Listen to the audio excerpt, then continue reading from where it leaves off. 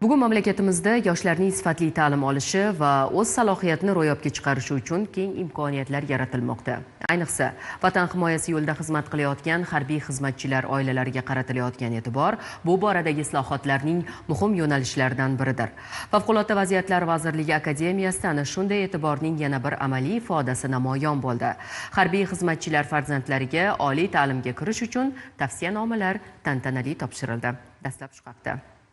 O'zbekistonda inson qadri, ijtimoiy adolat va yoshlar kelajagini ta'minlash davlat siyosatining ustuvor yo'nalishlaridan biri sifatida izchil davom ettirilmoqda. Ayniqsa, harbiy xizmatchilar va ularning oila a'zolarini ijtimoiy qo'llab-quvvatlash, ularning farzandlari uchun munosib ta'lim imkoniyatlarini yaratish borasida amalga oshirilayotgan chora-tadbirlar bu yo'nalishdagi amaliy ishlarning muhim qismidir. Ana shunday ezgu maqsadlarga xizmat qiluvchi tadbirlardan biri O'zbekiston Respublikasi Favqulodda vaziyatlar vazirligi akademiyasida bo'lib o'tdi. Unda vazirlik tizimida xizmat qilayotgan harbiy xizmatchilar farzandlariga respublika oliy ta'lim muassasalariga o'qishga kirish uchun tavsiyanomalar tantanali ravishda topshirildi. Bu berilayotgan imtiyozlar, harbiy xizmatchilarga yaratilayotgan shart-sharoitlar o'z navbatida ularni xizmatiga bo'lgan mehr-muhabbatini oshishida, vatanparvarligini oshishida motivatsiya bo'lib xizmat qiladi deb o'ylaymiz. So'zga chiqqanlar tomonidan bugungi yangi O'zbekistonda yoshlarni bilimli, tashabbuskor va vatanparvar etib tarbiyalash masalasi davlat siyosatining markazida turgani alohida ta'kidlandi. Zero har qanday taraqqiyotning mustahkam poydevori bu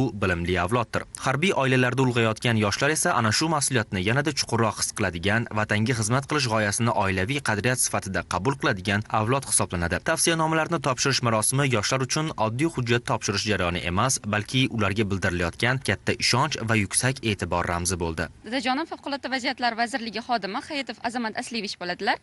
Bugungi kun men uchun juda ham xursandli bo'ldi. Ya'ni bugungi kundan juda ham mamnun bo'ldim. Aytmoqchi bo'lgan gapim shundan iboratki, prezidentimiz Shavkat Mirziyoyev Miromonovichni bizga berayotgan imkoniyatlarga o'z minnatdorchiligimni bildirib o'tmoqchiman. Men ham Toshkent tibbiyot akademiyasiga kirishni niyat qildim. O'zbekiston Respublikasiga o'z hissamni qo'shib, yetuk mutaxassis kadr bo'lib yetishga va'da beraman. Bugun O'zbekistonda yoshlar siyosati yangi bosqichga ko'tarilgan bir paytda harbiy xizmatchilar farzandlariga yaratilayotgan bunday imkoniyatlar mamlakatda ijtimoiy himoya tizimi tobora kuchayib borayotganining yorqin dalilidir. Murojon Axatov, Doston Yoqubjonov, Zamon informatsion tahliliy dasturi uchun.